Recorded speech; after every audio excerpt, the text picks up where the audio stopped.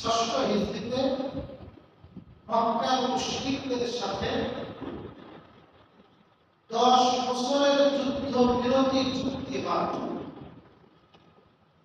আল্লাহ তাআলা এই যুদ্ধ বিরতিকেই প্রকাশ্য বিজয় বলে ঘোষণা করেছেন। এই যুদ্ধ বিরতিটা বাহ্যিক দৃষ্টিতে ছিল মুসলমানদের বিপক্ষে। মুসলমানরা বড় আশা নিয়ে মক্কা পর্যন্ত গিয়েছে, উমরা করার সুযোগ দেওয়া হয়নি। এমনকি এমন ধারা চুক্তিপত্র ছিল যা বাহ্যিক দৃষ্টিতে মুসলমানদের জন্য অপমান করা, কাফেরদের পক্ষে। তা সত্ত্বেও আল্লাহ পাক এই যুদ্ধবিরতি চুক্তিকে বলতেছেন, হে নবী, আমি আপনাকে প্রকাশ্য বিজয় দান করেছি। এইটাকে আপনি প্রকাশ্য বিজয় হয়। বর্তমান প্রেক্ষাপটে এটা বোঝা বড় সহজ হয়ে গেছে। আজকে ইরান আর ইসরায়েলের মধ্যে যুদ্ধবিরতি চুক্তি হয়েছে। যুদ্ধ থেমে গেছে। ট্রাম্প ঘোষণা করছে যে উভয় দল যুদ্ধবিরতি। এই যুদ্ধে আপনারা জানেন ক্ষয়ক্ষতি হয়েছে বেশি কাজে ইরান, ক্ষয়ক্ষতি ইরান, মানুষ মারা গেছে বেশি ইরানে, মানুষের মারা গেছে ইরানে, আহত হয়েছে ইরানে, বাড়িঘর ক্ষতিগ্রস্ত হয়েছে ইরানে। তারপর আজকে যখন যুদ্ধবিরতি হয়েছে, উৎসব চলতেছে ইসরায়েল আর ইরান। তারা বিজয় উৎসব করতেছে, কেন? এর কারণ হলো তারা চাইছিল মুখের ফুৎকার দিয়ে ইরানকে পিটাবে, এবং তারা যে দাবি করছে এইটাকে সর্বভাগ মেনে নিতে হবে। তাদের দাবি হলো, তোমাদের যে পরমাণু কর্মসূচি এটাকে স্থগিত করতে হবে। তোমরা এখন কোনো অধীনে হতে পারবে না, চুক্তিতে আসো, আলোচনায় আসো। এরা বোঝার আলোচনায় আপনি যাবো না। ওদের প্রধান টার্গেট ছিল এরকম হামলা, যে তারা যেন কষ্টটা স্বীকার করে সারেন্ডার করে আর বলে, ঠিক আছে আপনারা যে আলোচনা করেন পরমাণু বিষয়ে আমরা রাজি আছি। ওদের 2 নম্বর টার্গেট ছিল ইরানের যে বর্তমান শাসক এদেরকে বাদ দিয়ে তাদের আজ্ঞাবহ শাসক, বিশেষ করে রেজা পাহলভি, তাকে বসানো, যেমন আফগানিস্তানে হামিদ কারজাই বসাইছে। সেটা তারা পারে এবং তাদেরকে আত্মসমর্পণ করাতে পারেনি এই বিষয়গুলো আলোচনা করে। ওই বিষয়গুলো আলোচনায় এমনি যুদ্ধবিরতি, এবং তারা ঘোষণাও দিয়েছে আমরা আমাদের কর্মসূচি আবারও সুন্দরভাবে সামনে আগে নিয়ে যাব। কিসের কর্মসূচি? পরমাণু গ্লোবাল কর্মসূচি। এই যে ওকে হুমকি টুমকি একেবারে শেষ করে দিল। আর এটা আমরা বুঝে আসলো, যদি কোনো জাতি মৃত্যুর পরোয়া না করে, মৃত্যুর ভয়কে জয় করতে পারে, তাহলে কোন শক্তি তাদেরকে পরাজিত করবে।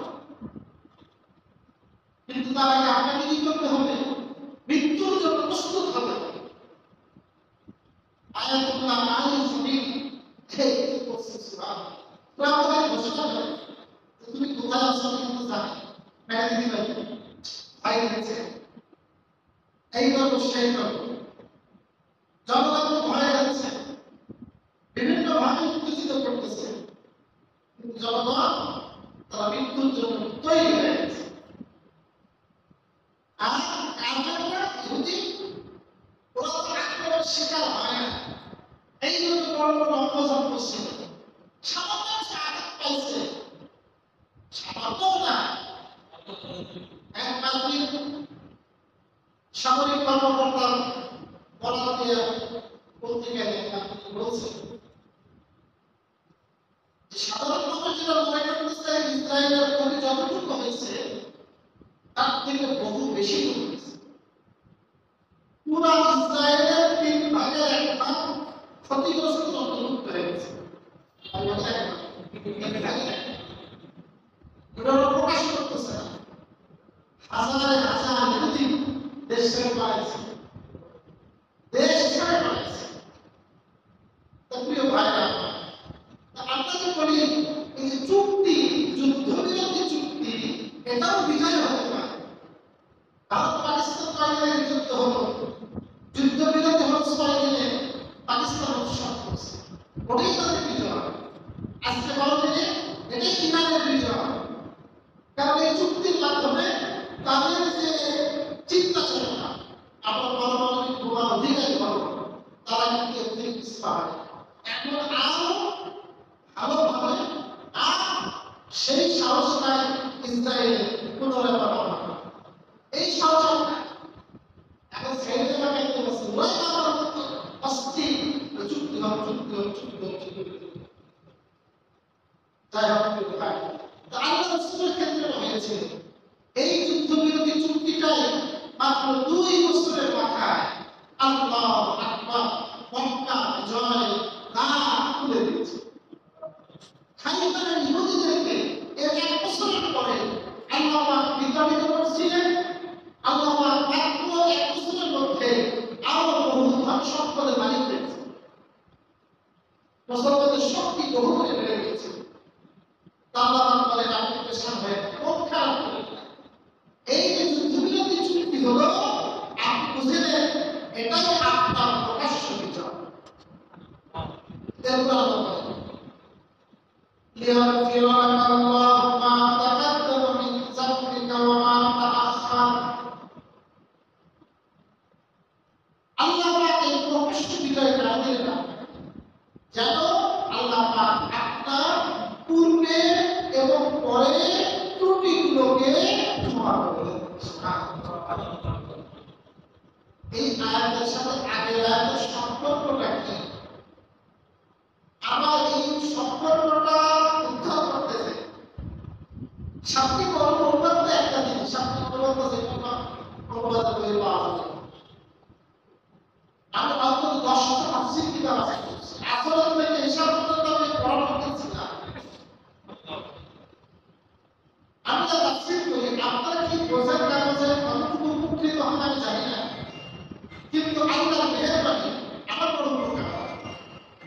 আমি তাফসীরে ইবনে কাসির দেখছি, তাফসীরে রুহুল মাআনি দেখছি, তাফসীরে রাজি দেখছি, সব আরবি তাফসীরের কিতাব। তাফসীরে মাযহারি দেখছি, এই 4টা মাযহারি আরবি তাফসীরের কিতাব। এরপরে তাফসীরে মাআনি তো সবার আগে দেখি।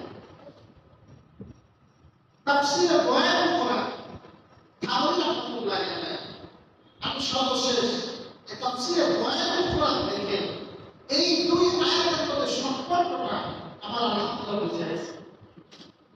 থানভী রাহমাতুল্লাহি বড় চমৎকার 2 আয়াতের সম্পর্ক বুঝে গেছে। এখন আসুন আল্লাহ কি বলে লিয়াগফির লাকা আল্লাহু মা তাকাদ্দামা মিন যামবিকা ওয়া মা তাআখার। আমি আপনাকে প্রকাশ্য বিজয় কেন দিয়েছি? যেন আল্লাহ আপনার পূর্বে পরে সব গুনাহকে মাফ করে দেন। প্রশ্ন, প্রকাশ্য বিজয়ের সাথে ক্ষমার কি সম্পর্ক? আমি আপনার বিজয় দান করলাম যেন আপনার মাফ করে দিতে পারেন। এখন বিজয়ের সাথে মাফ করার সম্পর্কটা আমি প্রশ্ন করছি। আমি আপনাকে বিজয় দিলাম, এই বিজয়ের সাথে ক্ষমা করার কি সম্পর্ক? কোরআনের বর্ণনা যখন আল্লাহ মুসলমানদের প্রকাশ্য বিজয় দিলেন, লোকেরা দলে দলে মুসলমান হতে লাগলো। আল্লাহ রাসূলের মিশন ছিল মানুষের কাছে দাওয়াত পৌঁছানো। রাসূল ভালোভাবে দাওয়াত দিতে লাগলেন।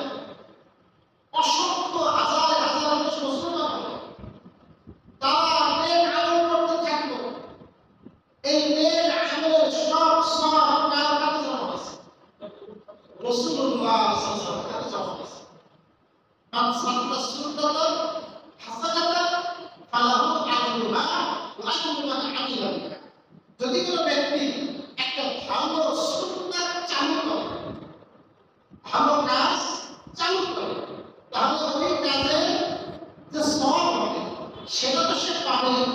ওইটা দেখাতে যত মানুষ আমল করবে সব সওয়াব তার আমলনামায় জমা হবে। আজকে যদি মারা যায় আর মঙ্গলবার তাফসীর হয়, ইনশাআল্লাহ সওয়াব অনেক অংশ পাবে। তো আল্লাহ রাসূল সাল্লাল্লাহু আলাইহি ওয়াসাল্লাম যেহেতু তাদের হিদায়াতের সওয়াব ছিল, এইগুলো সব মানুষ যে যেগুলো উপার্জন করছে এই সব কারখানা জমা হবে নবীজির নামে। আর উদাহরণ, একজন মানুষের যখন নেক আমল বেশি হয়, নেক আমলের দ্বারা গুনাহগুলো মাফ হয়ে যায়। সুবহানাল্লাহ। নেকির দ্বারা কি মাফ হয়? গুনাহ মাফ হয়। তাহলে দেখা গেল এই প্রকাশ্য বিজয়টা নবীজি গোটা মাফের কারণ। বুঝতে পারছেন? যখন নবীর হাতে নেকি জমা হয়, ওই নেকি জমার অর্থই তো হলো তার ত্রুটিগুলো কি করে দেবে? দূর করে দেবে। মানুষ যখন ভালো কাজ করে, আল্লাহ পাক বলেন ইন্নাল হাসানাত ইউযহিবনাস সাইয়্যাত, ভালো কাজ করলে আল্লাহ ত্রুটিগুলোকে দূর করে দেবে। আপনার কিছু ত্রুটি হয়ে গেছে, আপনি আমাদের আসছেন পায়ে হেঁটে হেঁটে, আপনার প্রত্যেক কদমে কদমে আল্লাহ যখন নেকি লেখছেন, প্রত্যেক কদমে কদমে আপনার গুনাহগুলোকে মাফ করে দিয়েছে। নেক আমলের দ্বারা কি মাফ হয়? গুনাহ শুধু কি নেকি লেখা হয় না গুনাহ মাফ হয়? না। এখন আসেন নবীজির কি কোনো গুনাহ ছিল? নবীর তো কোনো গুনাহ ছিল। আমরা সূরা মুহাম্মাদের আগের সূরা ওই শুরুতে আমরা আলোচনা করছি, আল্লাহ রাসূল ছিলেন মাসুম, রাসূল ছিলেন নিষ্পাপ, নবীর পূর্বের পরের সব গুনাহ মাফ। তাহলে আল্লাহ পাক কথা কেন বললেন যে আপনার ত্রুটিগুলো পূর্বের পরে, পূর্বের মানে নবী হওয়ার আগে আর নবী হওয়ার পরে। কুরআনের যেখানে যেখানে নবীদের ব্যাপারে ত্রুটির কথা বলা হয়েছে, এখানে উদ্দেশ্য হলো উত্তমের বিপরীত কাজ। কিসের কাজ? একটা হলো উত্তম কাজ, আরেকটা হলো উত্তমের বিপরীত কাজ। এই উত্তমের বিপরীতটাকেও নবীদের ক্ষেত্রে ত্রুটি ধরা হয়েছে। তাদের ক্ষেত্রে ত্রুটি ধরা হয়েছে। আসলে সেটা ত্রুটি না, কিন্তু এই ব্যক্তি, এই যেমন ব্যক্তি, তার ত্রুটি। একজন ব্যক্তি নিয়মিত তাহাজ্জুদের নামাজ পড়ে, সে একদিন জামাতে নামাজ পড়ে না, কোনো কারণে ওই জামাতে নামাজ না পড়াটাও তার জন্য বড় ত্রুটি। এমনকি নামাজ ছুটে গেছে না, রক্তের মধ্যে সে নামাজ পড়ছে, কিন্তু কি করতে পারেনি?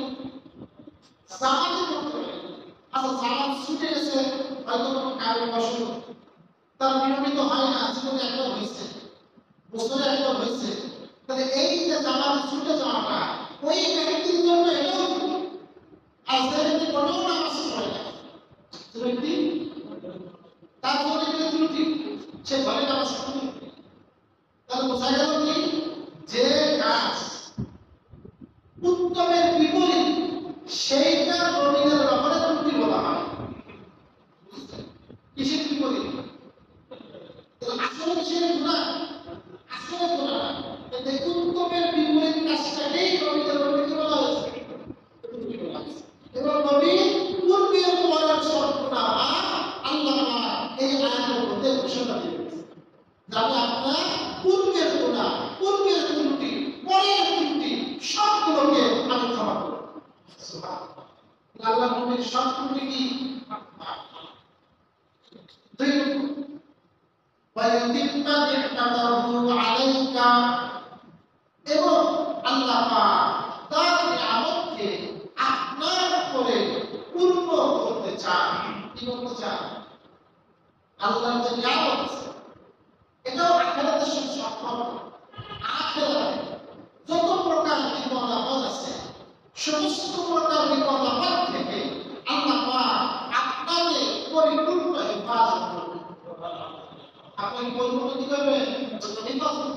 এটাও কিন্তু আল্লাহর একটা বড় নিয়ামত। রাসূলুল্লাহ সাল্লাল্লাহু আলাইহি ওয়াসাল্লাম আল্লাহর বড় একটা কি নিয়ামত। তাহলে এই নিয়ামতটা পাইছে বিজয়ের মাধ্যমে।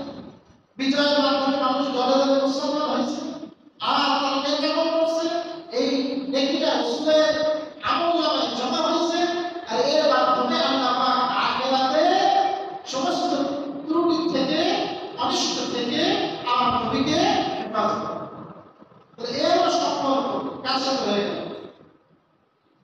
বিজয় কার সাথে? বিজয় ওয়াহদিয়াকা সিরাতাল মুস্তাকিমা, এবং তিনি আপনাকে সরল পথ দেখাবেন। এবং তিনি আপনাকে কেমন পথ দেখাবেন? সরল সরল রাস্তা দেখাবেন। আচ্ছা, আমার নবী সরল রাস্তা বলেছিলেন না? নবী তো সরল রাস্তা বলেছিলেন, তারপর সরল পথ দেখানোর অর্থ এর অর্থ একদিন পর্যন্ত আপনার বিভিন্ন বাধা বিপত্তি ছিল। মক্কার মুশরিকরা আপনার চলার মধ্যে বিভিন্ন বাধা দিত। আজকে এই চুক্তির মাধ্যমে সমস্ত বাধা বিপত্তি অবসান হয়। সব পদ্ধতি কি এখন ইরানের জন্য অনেক কাজটা সহজ হয়ে যাবে না? এখন বিভিন্ন রাষ্ট্রগুলো, বন্ধু রাষ্ট্রগুলো এখন কিন্তু তাদেরকে আরো সহজ হয়ে যাবে। বাধা চলে গেছে, আগে ভয় হয়ে পড়তো। আমি আপনাকে প্রকাশ্য বিজয় কেন দিলাম? এর মাধ্যমে আপনাকে সরল পথ উন্মুক্ত করে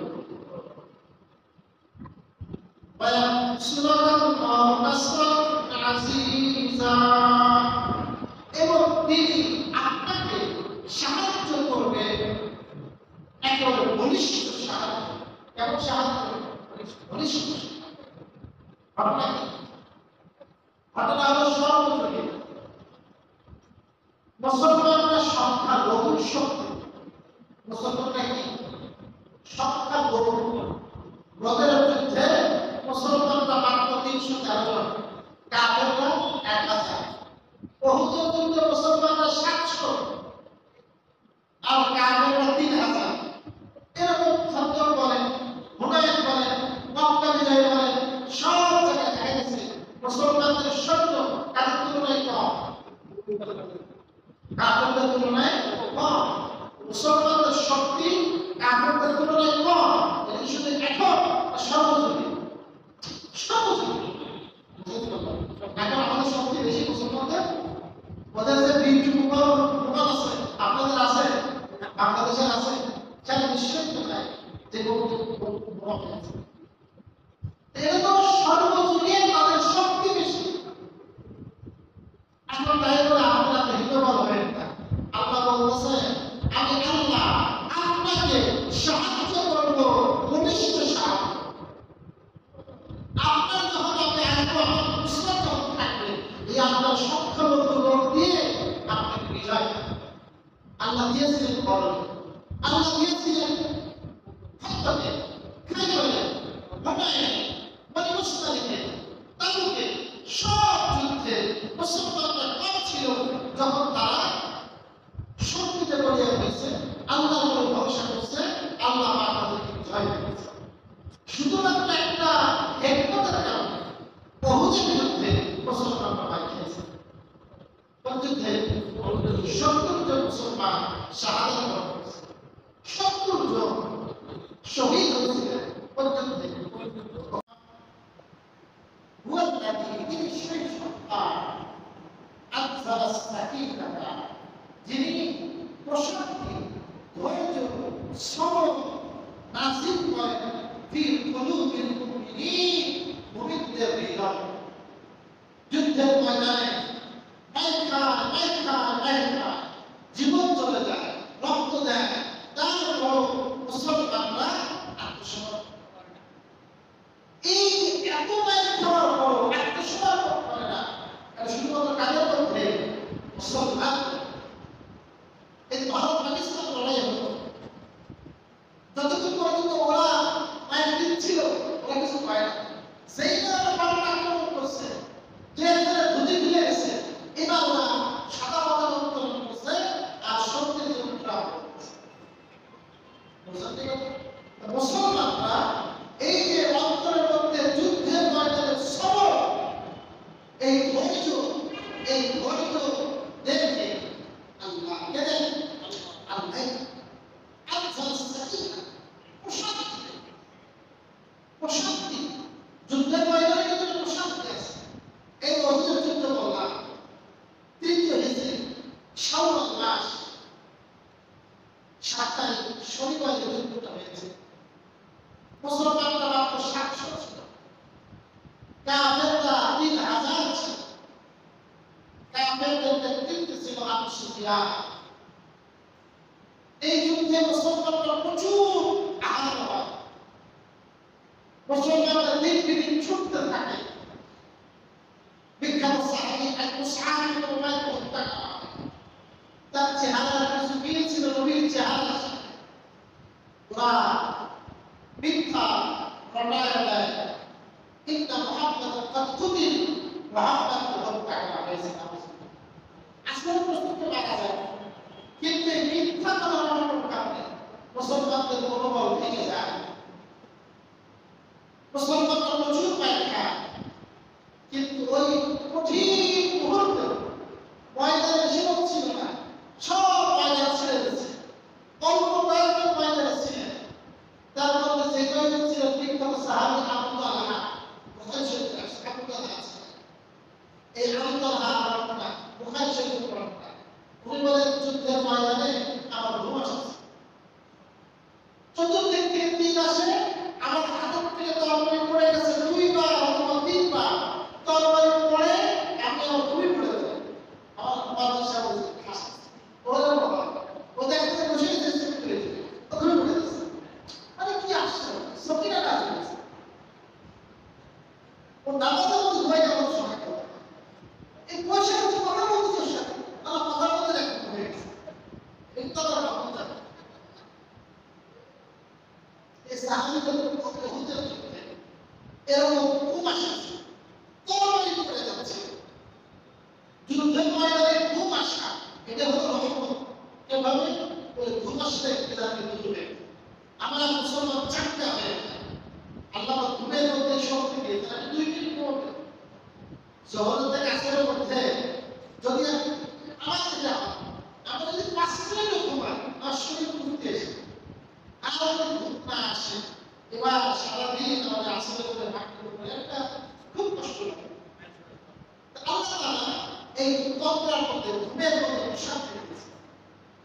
তো এই শান্তি আল্লাহ আমাদের কাদেরকে মুসলমান কাদেরকে ফি কুলুবিল মুমিনিন লিয়াসদাদু ঈমানান মা ঈমানিহিম, ফলে তাদের যে পূর্বের ঈমান ছিল ওই ঈমানের সাথে আরো ঈমান বৃদ্ধি পেয়ে যায়। আল্লাহর ভরসা আরো বৃদ্ধি পেয়ে যায়।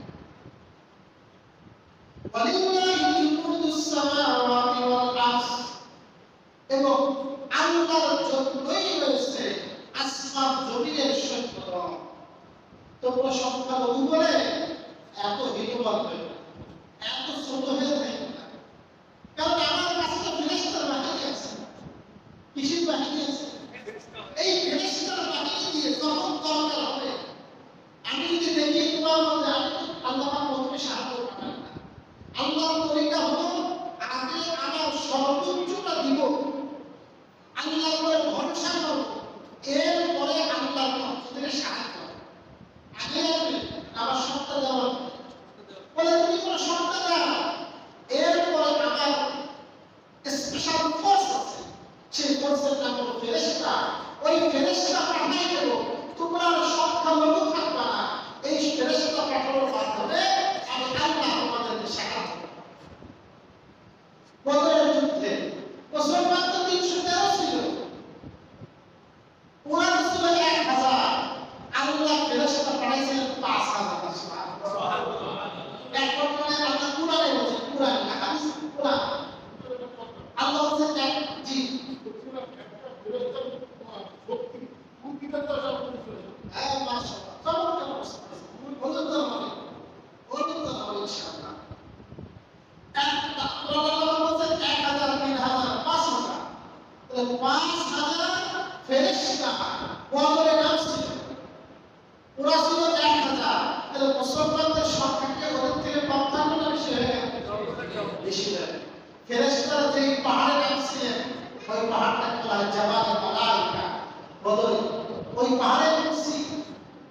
জাবালের মালাইকাতুল মুরসালা ওই ফেরেশতা এসে আল্লাহর সাহায্য অনেক সাহাবী বলেন কাফেরদের কাছে আমরা সামনে বাড়ছি তরবারি যখন তুলছি দেখে কল্লা মাটিতে পড়ে গেছে। এখন আমি কি করি নাই তরবারি লাগাই দেই আঘাত করি তার আগে কল্লা মাটিতে পড়লো কিভাবে? কে ফেলাইছে? ফেরেশতা। সাহাবীরা বলেন আমরা যুদ্ধের ময়দানে দেখছি অনেক ব্যক্তিকে যাদেরকে আমরা আগেও দেখি নাই পরেও দেখি নাই মুসলিম আছে আল্লাহ ফেরেশতা। এখন একটা সুন্দর প্রশ্ন আসছে যে আল্লাহ পাকের যে ফেরেশতারা আছে এত শক্তি আল্লাহ রাসূল বলেন জিবরিল দুইবার দেখছি তার আকর চেহারা কয়বার দেখছে? আকর চেহারা দুইবার। নবীর কাছে তো আছে 24,000 বার কিন্তু আসল চেহারায় নবী দেখছেন তাকে দুইবার। তার একবার হৃদয় ভরা যখন দেখে রাসূল বলেন দেখি পুরো দিগন্ত বিস্তৃত আর আসমান জমিন সব ওরে গেছে। এত বড় ফেরেশতা আল্লাহ মুসিদ তুমি জানা আপনার 600 বার কার জিবরিল। তাহলে আল্লাহ পাকের ফেরেশতা তো এত হয়েছে এত শক্তিশালী এত ফেরেশতা পাঠাইলেই তো আল্লাহর ব্যবসা। ফেরেশতা তো পাঠা লাগে না আল্লাহ তো কোন বললে হয়ে যায়। তাহলে আল্লাহ পাক 5,000 ফেরেশতা পাঠালেন কেন? 3,000 ফেরেশতা পাঠালেন কেন? এর ব্যাখ্যা করেছেন মুফাসসিররা। আল্লামা হাকিমুল মুতাশাফি থাফসীর রাহিমাহুল্লাহ বয়ানুল কোরআনের মধ্যে উত্তর দিয়েছেন। তাফসীরে বয়ানুল কোরআন এর উত্তর দিয়েছেন। বলে দুনিয়াটা আল্লাহ তাআলার ডিজাইন হলো দুনিয়ার সিস্টেমে চলে। দুনিয়াটা কার সিস্টেম চলে? দুনিয়ার সিস্টেমে চলে। আমেরিকার সাথে যখন সৌদি আরবের যুদ্ধ বাদে সৌদি আরবকে জিতবে এটা স্বাভাবিক নিয়ম, ওদের শক্তি বেশি। দুনিয়ার নিয়ম যখন কাউকে সাহায্যের জন্য ডাকা হয়, সাহায্য যখন কোনো ব্যক্তি আসে তখন একজন পাঠায় না, একটা দল পাঠায়। আপনি 999 ফোন দিলেন, ট্রিপল লাইনে ফোন দিলেন, আমার বাড়ি টাকা করছে, থানায় ফোন দিলেন, থানা থেকে একজন পুলিশ মোটরসাইকেল চলে আসবে। এটা নিয়ম, এটা দুনিয়ার নিয়ম। সবাই কম্পালসারি দুইজন টাকা গেছে, তারপরেও তো দুইজন আসবে না, তারা আসবে কিন্তু একটা ঝামা, একটা দল। তো দুনিয়ার নিয়ম হলো কাউকে সাহায্যের জন্য যখন ডাকা হয়, সম্পূর্ণ আশা হয়, তখন একটা দল আসে। কি আসবে? দুই রকম। যারা যুদ্ধ করে তাদেরও একটা প্রশান্তির বিষয় আছে।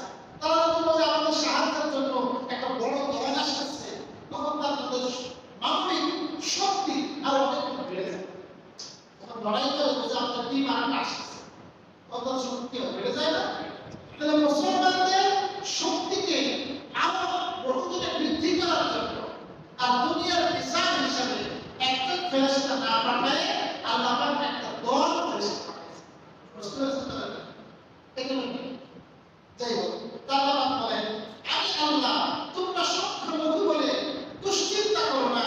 আমি আল্লাহর জন্য রয়েছে আসমান এবং জমিনে সমস্ত সৈন্যদল। আমি বদরে সাহায্য করছি। আমি আল্লাহ যখন নবী মুহাম্মদ মক্কা থেকে হিজরত করে যান, ওরা নবীর কন্যার মূল্য ঘোষণা করেছিল 100 কোটি। দেখেন না মাঝে মাঝে আমেরিকা মূল্য ঘোষণা করে, ওই মুশরিকদের উত্তরসূরি ওরা আল্লাহ নবীর মাথার মূল্য ঘোষণা করেছিল 100 কোটি। গোটা আরবের মানুষ তখন তাদের বসতি না, তখন মানুষ মক্কাদের মদিনায় আসলে অনায়াসে খুঁজে পাওয়া যায়। এরকম না যে বাসার মধ্যে যাচ্ছে 100 মানুষ এটা নবী মুহাম্মদ খুঁজে পাওয়া যায়। একটা মুঠি করে যাওয়া খুঁজে পাওয়া সম্ভব। সব মানুষ তন্নতন্ন করে খুঁজছে, কিন্তু আল্লাহ পাক বলেন আমি আল্লাহ এমন বাহিনী পাঠিয়েছি লাম তারাওহা, যে বাহিনীকে আপনারা দেখেন। ওই বাহিনী দিয়ে আমার নবীকে হেফাজত করে মক্কা থেকে মদিনায় আল্লাহ পৌঁছে দিয়েছে। তখন আল্লাহ পাক কিন্তু সাহায্য করেছেন ফেরেশতাকে, হুনাইনের সাহায্য করেছেন ফেরেশতাকে, বদরের সাহায্য করেছেন ফেরেশতাকে, বিভিন্ন যুদ্ধে সাহায্য, খন্দকের সাহায্য করেছেন ফেরেশতাকে। আল্লাহ সম্পূর্ণ আল্লাহ বলেন আমার কিন্তু একটা বাহিনী আছে, এই বাহিনী একমাত্র কার? আল্লাহ। এই বাহিনী কার? এই মুসলমানের বিশ্বাস এবং যখন দরকার হবে আল্লাহ মুসলমানকে পাঠাবেন। وكان الله عليما حكيما আলিশতামা সবকিছু জানে এবং মহা ঐশ্বরিক কখন পাঠাতে হবে কে জানে? কখন কিভাবে আমার উপকারী হবে না ক্ষতি হবে সব কৌশল তার জানা আছে। সারা বিশ্ব চোখের পানি ফেলতে গাজা সমস্ত বিশ্ব চোখের পানি ফেলতে মুসলমানরা, শুধু মুসলমান না, যাদের অন্তর শান্ত মমতা আছে, সে খ্রিস্টান হোক, সে অমুসলিম হোক, গাজার শিশুদের রক্তাক্ত চেহারা দেখে, তাদের ক্ষুধা দেখে, তাদের অসহায়ত্ব দেখে আল্লাহ দরবারে দোয়া করছে। আমরা মনে করতেছিলাম গাজার সাহায্য করার কেউ নাই। কিভাবে আমরা দেখতে পাবো আমাদের জীবনে যে ওদের কারণ সামান্য পরিমাণ চুলে আচর স্পর্শ হয়, এরকম মনে না? দেখেন আল্লাহর কৌশল, আল্লাহ যে হাকিম, কারে কারে ধরবে যতটুকু হবে মায়ের বেচারা বেচারা। এখন ইসরায়েলের বিভিন্ন জায়গায় চিত্র আসে, মানুষ সংশয় করে যায় দেখি গাজার চিত্র না এটা তেল আবিবের চিত্র। একবার সেম টু সেম ওদের জন্য ধ্বংস হয়েছে। আল্লাহ আমাদেরকে আমাদের কল্পনা ছিল না, আমাদেরকে আল্লাহ দেখাইছে আমি আল্লাহ আছি, আমি কৌশলী, কখন কানে যে ধরবো ধরাই গেছে। আল্লাহ হাকিম, আল্লাহ কিন্তু কোনো ছাড় দেয়, আল্লাহ একটু ঠিক দেয়। আল্লাহ কি দেয়? আল্লাহ ছাড় দেয়, আল্লাহ ছেড়ে দেয়। আল্লাহ একটু ঠিক দেয়, যখন ধরে আল্লাহ মজবুত করে। আল্লাহ সুবহানাহু ওয়া তাআলা যে কথাগুলো বলা হলো আল্লাহ আমাকে আপনাকে বোঝার তৌফিক দান করুন। আমিন।